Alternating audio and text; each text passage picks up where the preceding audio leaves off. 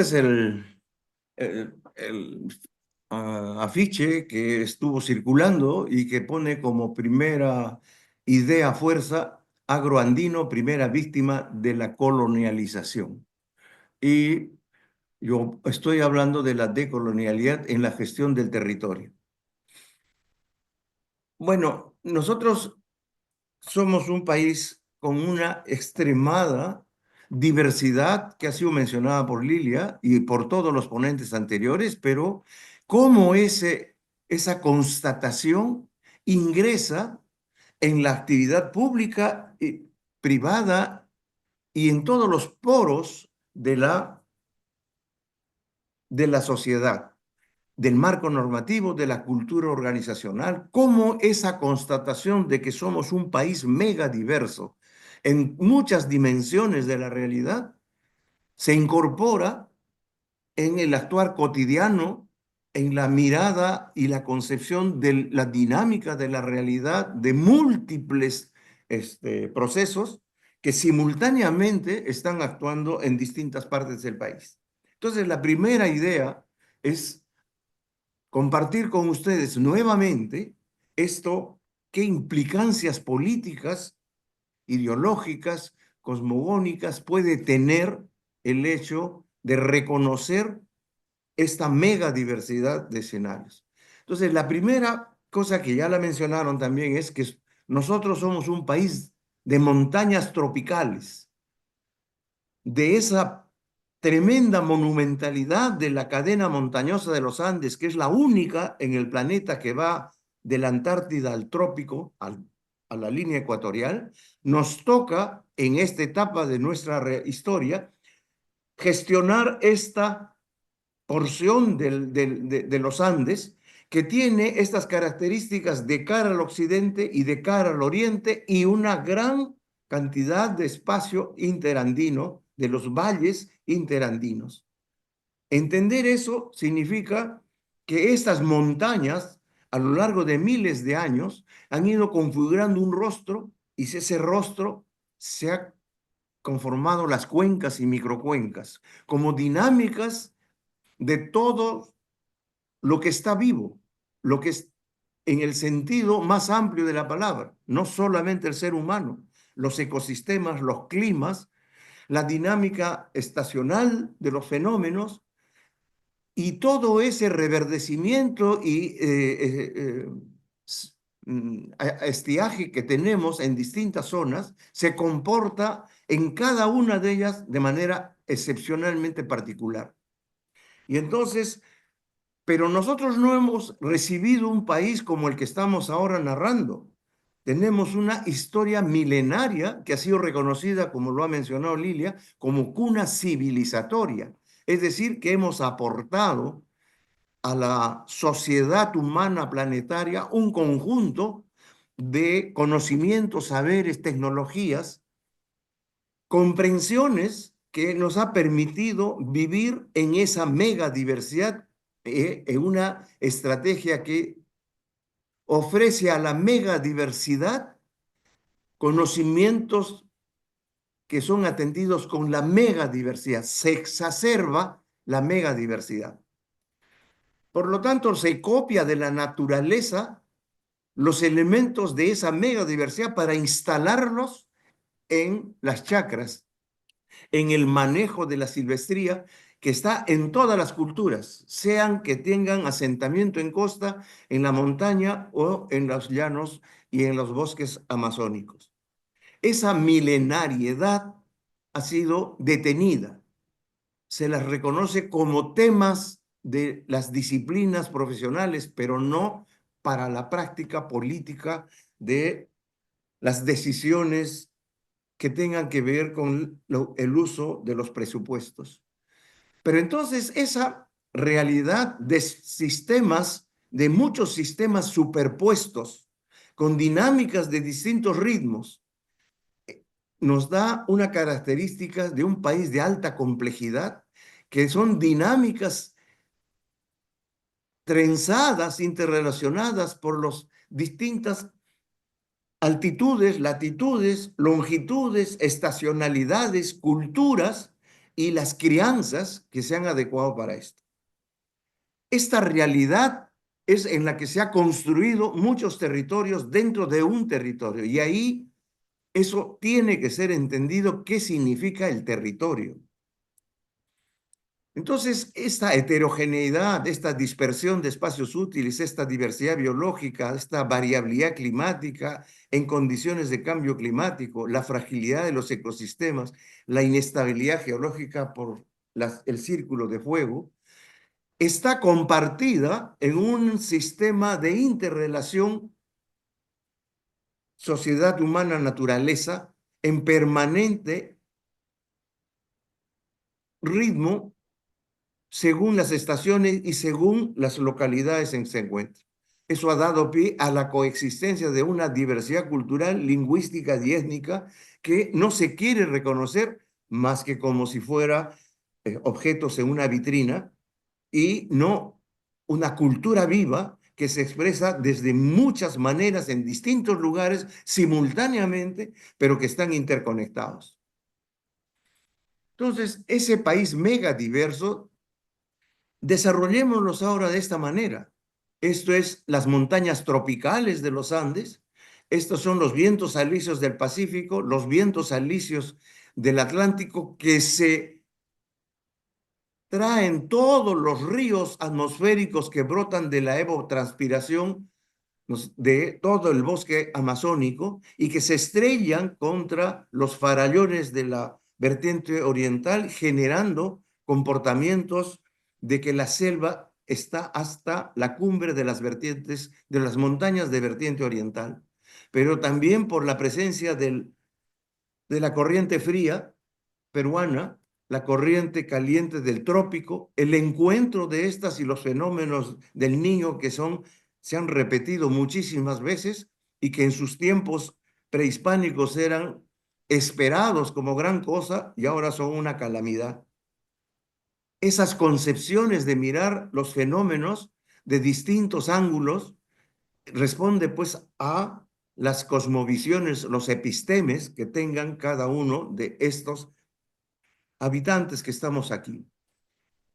Esa montaña, a eso me refiero cuando hablo de la heterogeneidad, de esa enorme variabilidad de las longitudes y altitudes que están en el corte transversal mostrándose en los Andes.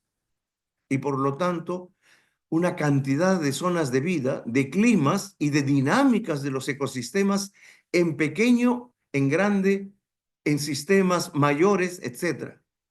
Entonces, para todas las escalas siempre hay una diferenciación.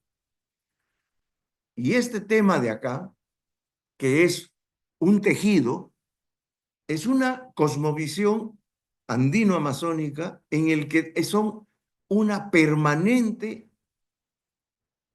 continua, indesligable relación entre todos los elementos de la naturaleza, incluido al ser humano que está representado con una señora aquí, y de las múltiples interrelaciones que significan que tenemos que vivir comprendiendo el sitio y las dinámicas que se dan en cada lugar de manera diferente. Y esa capacidad de manejar tanta información en cada momento del año y en cada lugar de la geografía significa el construir un somos, un ambiente público, una cosmovisión en el que todos los humanos y los que somos naturaleza tenemos una relación entre sujetos. Zenón de Paz lo ha repetido muchísimas veces, también Anchita, y así sucesivamente. ¿Qué significa? ¿Cuál es el corte de hablar que estamos relacionándonos entre sujetos que conversan, pero que tenemos que saber entender los idiomas, los tiempos, las edades? Las montañas viven millones de años, los humanos decenas de años, pero todos están latiendo porque así ha sido esta relación de un sentido profundo de una crianza recíproca. Y la crianza no se maltrata, Pero esa es la cosmovisión. Y eso es lo que más adelante vamos a desarrollar. En la mirada y en la comprensión andina y amazónica, lo social es mucho más que solamente una reunión de humanos.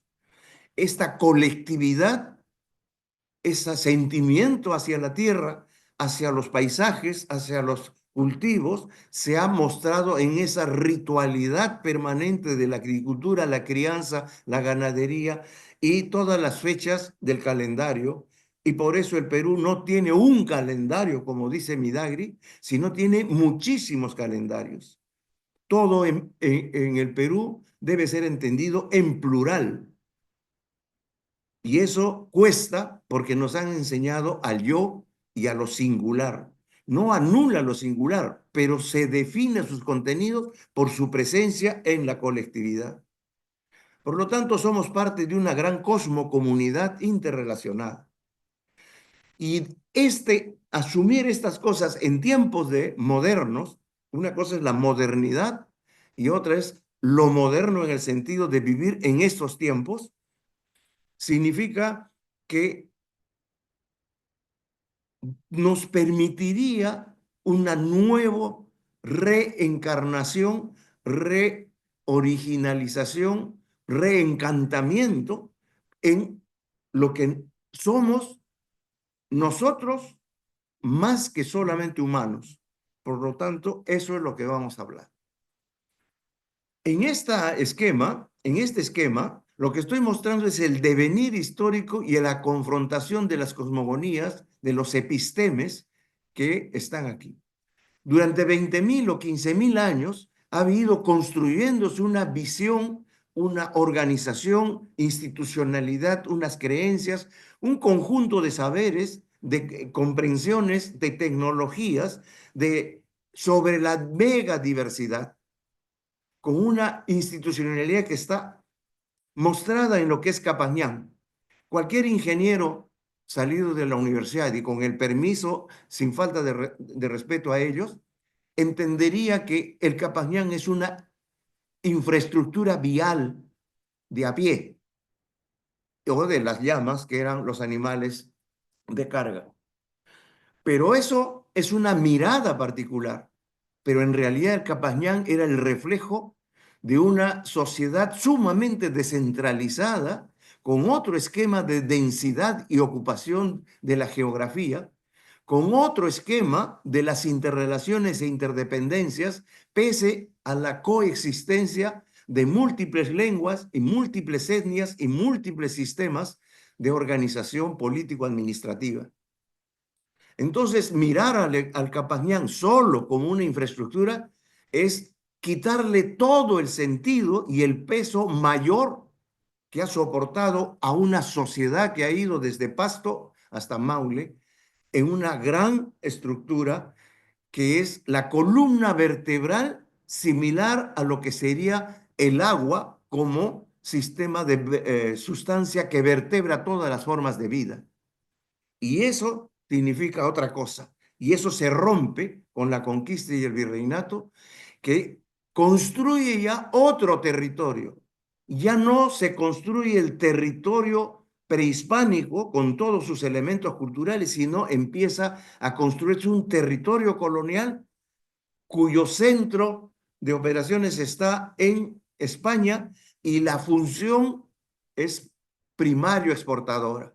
Por lo tanto, todo se ordena en función de esa función colonial de aportar y alimentar a la clase que va a ser la administradora de la función de la exportación, de la obtención de los valores de los bienes de las minas, de las lanas, de las manufacturas que se iban para allá, organizadas en función de otro patrón y otra cosmogonía y otro episteme, y por lo tanto se construye otro territorio con esta estructura de poder. Luego viene la independencia, se instaura una república de criollos que no cambia el sentido de la colonialidad y más bien la redefine para irse primero con Inglaterra y después con en la hegemonía de Norteamérica. Y por lo tanto se instala allí esta oficialidad de esta construcción del territorio nacional en función de estos paradigmas occidentales eurocéntricos. Pero eso no significa que ha muerto todo lo que está latiendo en la Amazonía y en las estructuras locales de eso que se llama la identidad, la pertenencia, las costumbres, tradiciones, derechos, sistemas de justicia, de ejercicio, de la organización del uso de la tierra.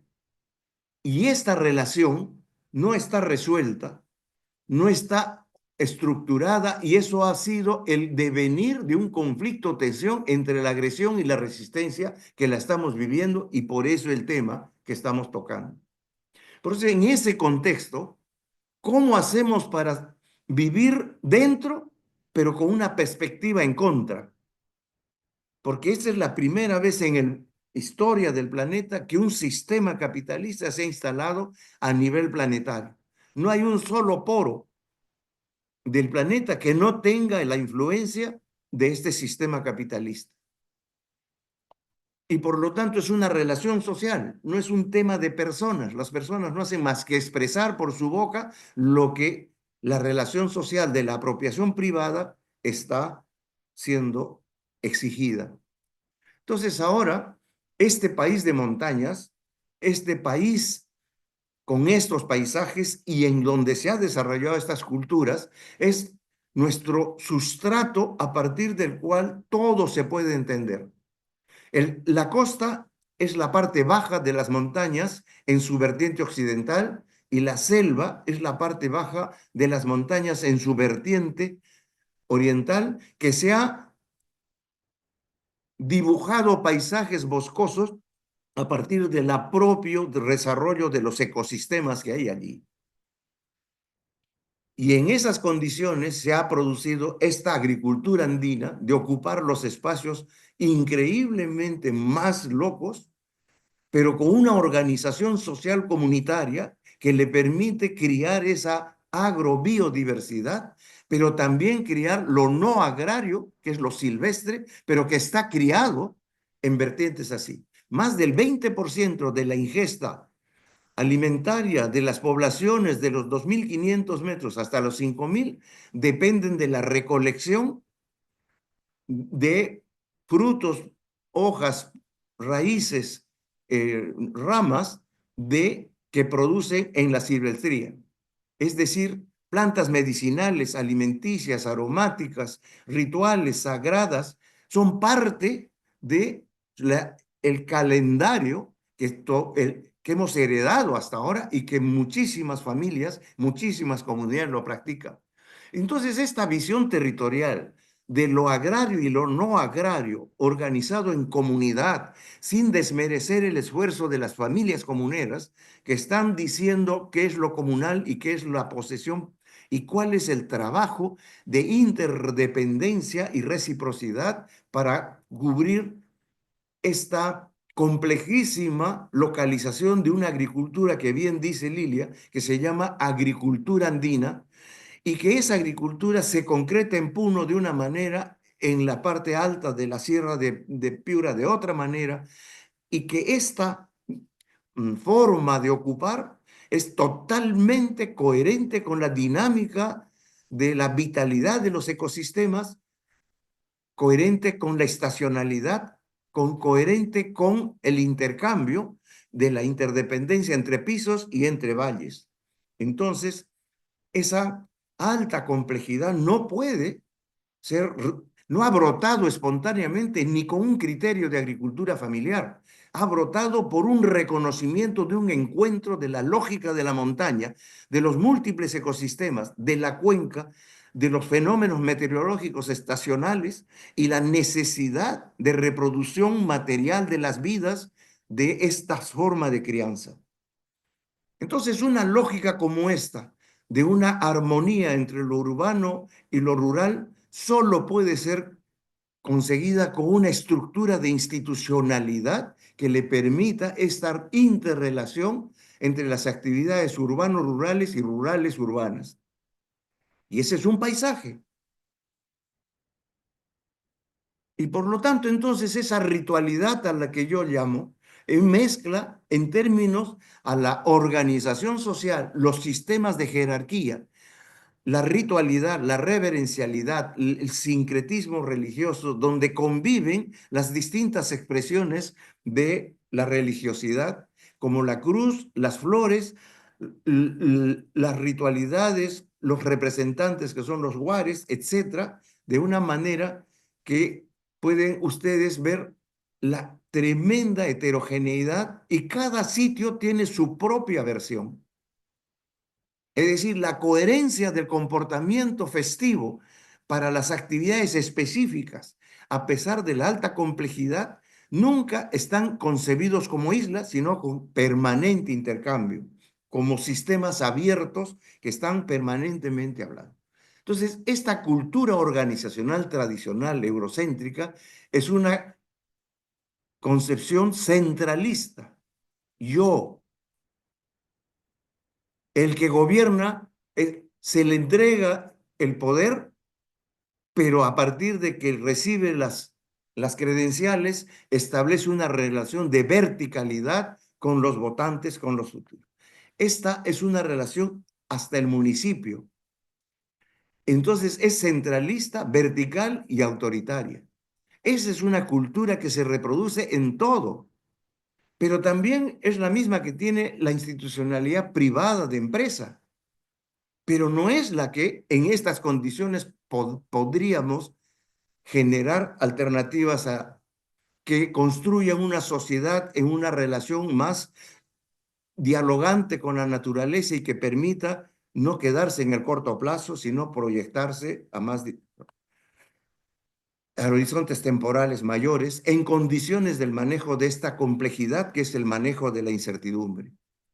Y ese otro paradigma, perdón, este paradigma ha generado este conjunto de construcciones que ahora están en crisis, pero que insiste en seguir en ese camino porque no hay una evaluación seria de este tipo, con estructuras que son los de organización para el manejo del agua y que han dado pie a una cantidad de una arqueología de sistemas que funcionan y que no funcionan. Este es, nosotros queremos echar la culpa a las personas, pero lo que está mal es la concepción de la institucionalidad, de la caja donde se toman decisiones. Esta otra es una otra cultura de un paradigma decolonial que debería ser asumido, como lo han hecho las autoridades ancestrales quechua aymaras en el sur, en los gobiernos territoriales, que empiezan a pensar en esta otra cultura organizacional que sea concepción de la gestión local horizontal, participativa y democrática, una autoridad de gobierno que sea líder de las aspiraciones de los actores organizados en la jurisdicción donde están y que por lo tanto tenga una concepción de autoridad que representa no a sí mismo ni a sus intereses, sino un funcionario que tiene el encargo de una jerarquía delegada. Toda jerarquía no es necesariamente autoritaria. La jerarquía también es una responsabilidad temporal delegada para que pueda concebir la toma de decisiones sobre el bien público y sobre los beneficios de esa capacidad de gobernanza que se dan esta relación entre actores organizados y autoridades representativas, horizontal, participativa y democrática, que no existe actualmente, sino en las comunidades que tienen una verdad. Entonces, ese paradigma ha generado un sistema de planificación descendente, autoritario, vertical, normativo y compartimentalizado. Esto es lo que significa el sistema de planificación del sistema neocolonial o de la colonialidad expresada en el Perú. Hasta allí llega el sistema de planificación, dejando una relación inconclusa con las poblaciones que no están dentro de esa representación, y eso son las comunidades y las localidades que no tienen ningún instrumento que les diga. Y aquí es donde yo quiero mostrar que la gestión del territorio no es lo local, no es lo distrital. Hay unidades territoriales subdistritales que laten y viven y construyen los paisajes. La municipalidad no construye paisajes. Es un factor que contribuye a la construcción de los paisajes, pero son los brazos de estas poblaciones que son los que construyen los paisajes, dándole vida a una estructura que es invisible y solamente está. Todo lo que está arriba del sistema de planificación está dado por todos los sistemas de gobierno subnacional. Y eso está en la PCM, en el sistema de la programación, inversiones en el Ministerio de Economía y Finanzas y los sistemas de planificación de la administración pública. Esta otra, que es lo subdistrital, pertenece a la gestión del Ministerio de Cultura, donde nada tiene que ver con los procesos de desarrollo que están latiendo, pero que no son reconocidos. Entonces, esta ausencia hace que existan una aspiración política de decir aquí estamos, somos. Ya Arguedas hablaba del canchirajni, el sigo siendo, el estoy vivo, no he muerto. Y entonces, a modo de ejemplo, antes de terminar, estas son, digamos, los sentimientos de pertenencia que Andrés Alencastre tiene. Y comparto con ustedes para un ejercicio de esta pertenencia. Yo soy de Chihuineira, una localidad que está dentro del distrito de Cunturcanqui, de la provincia de Canas, de la provincia, junto con Chumbivilcas y Espinar, pertenecemos a la nación Cana, y nos reconocen en Cusco como las provincias altas, y en esa medida tengo sentimientos de que soy cusqueño y de que pertenezco a la región Macro Sur, y desde esas identidades múltiples, yo soy peruano, americano del sur, de América en su conjunto y del planeta Tierra, por si hay marcianos que quisieran reconocer quién es Andrés. Pero esta es una manera de entender las escalas de la pertenencia que no existen en el sistema de planificación oficial. La pertenencia, siendo tan importante en la megadiversidad cultural y de la plurilingüismo y la plurinacionalidad que existe acá, no está incorporada.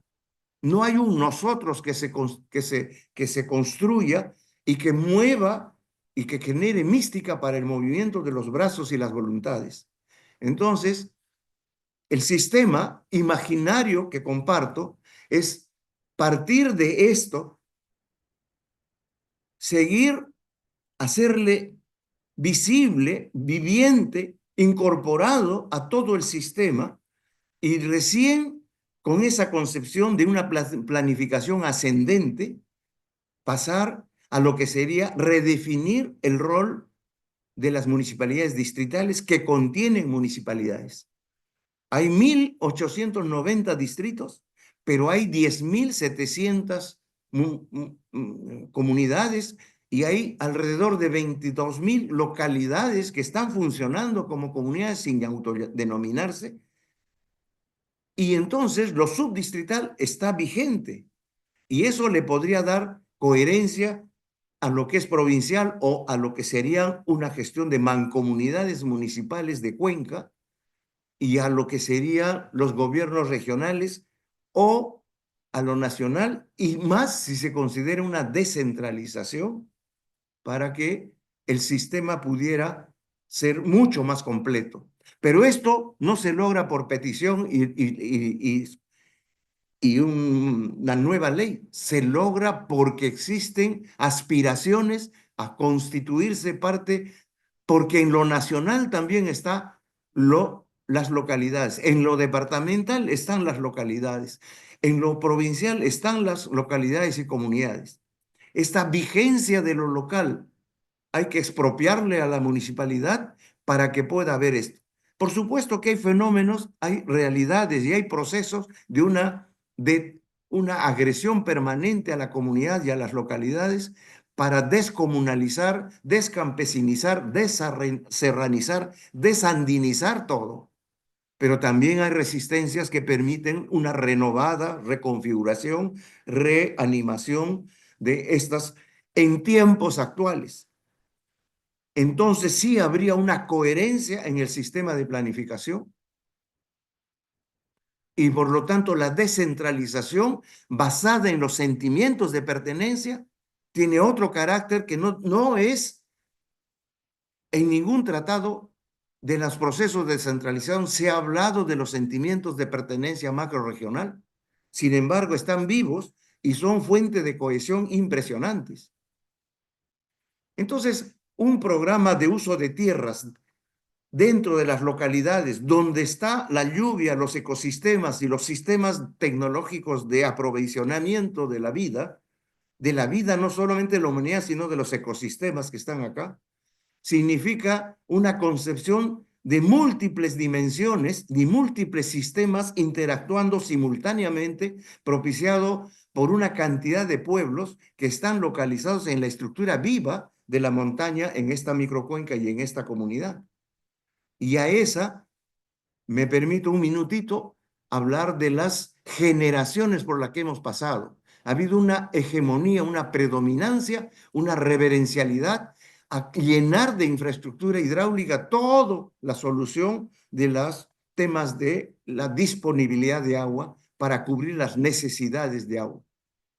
Pero después de ver que no es posible, hacerlo todo, ha habido una segunda generación que ha reconocido en los ecosistemas, en la dinámica de la montaña, la infraestructura natural, de decir los bosques, los bofedales, los pastizales, los bosques ribereños, los roquedales, etcétera, cumplen una función importantísima en el ciclo del agua y en la reproducción de la vida de los ecosistemas.